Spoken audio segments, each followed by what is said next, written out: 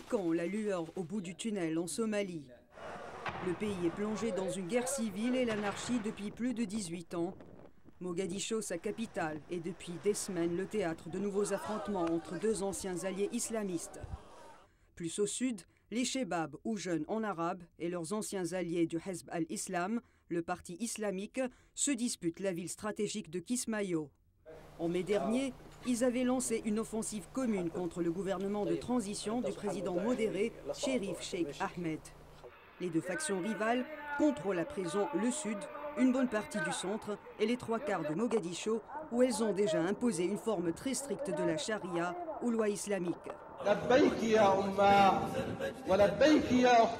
Les Chebab, dirigés par l'émir Cheikh Mokhtar Abou Zubair, sont composés de groupes pro-djihadistes plus ou moins autonomes. Le Hezb al-Islam est, lui, plus structuré et politisé.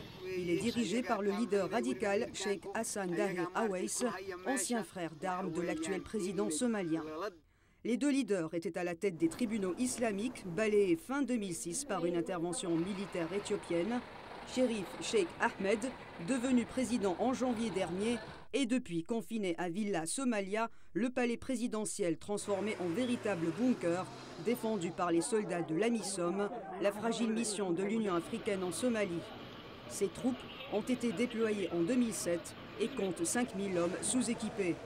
L'AMISOM est vue comme une force d'occupation par les milices islamistes qui jurent de l'anéantir, à l'instar du chef radical Sheikh Hassan Dahir Awais.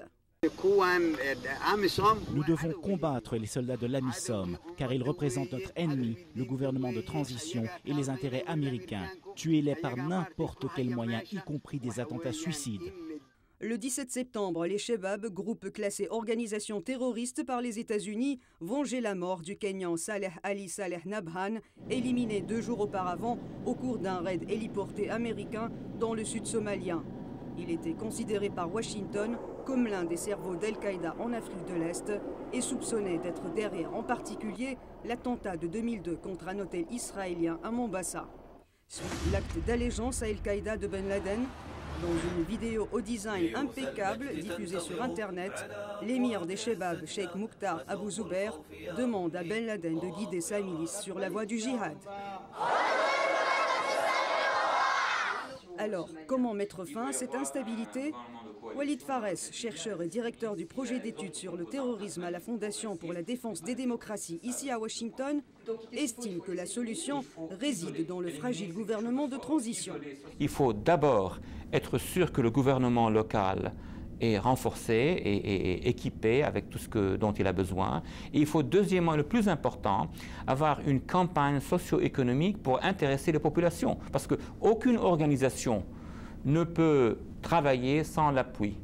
Même l'appui intimidé, mais l'appui de la population civile. Il n'y a pas de plan international pour le moment pour pouvoir mobiliser les forces sociales de la Somalie. C'est trop difficile, c'est trop fragmenté. En attendant, les civils paient un lourd tribut aux affrontements entre les différentes factions.